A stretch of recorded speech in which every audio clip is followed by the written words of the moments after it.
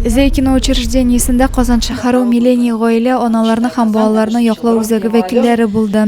Алар политехник колледж студентларына абортлар проблемасы турында сайлау хукукы фильмын тәкъдим иттеләр. Әлеге фильм чын вакыйгаларга нигезләнеп төшерелгән.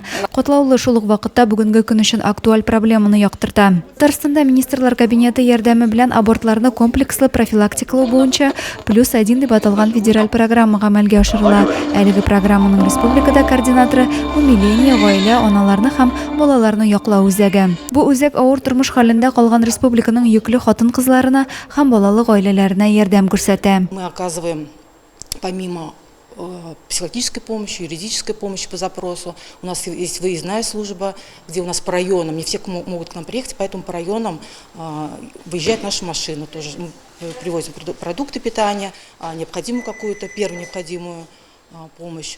Помимо мы читаем лекции в СУЗах, вузах. Сайлау хукукы Россиядә абортлар темасын чагылдырган беренче кинофильм. Ул республиканың тагын 19 шәһәр районында тәкъдим ителгән. Адилә Бурханова, Ангелина Санникова, Зәй хәбәрләре.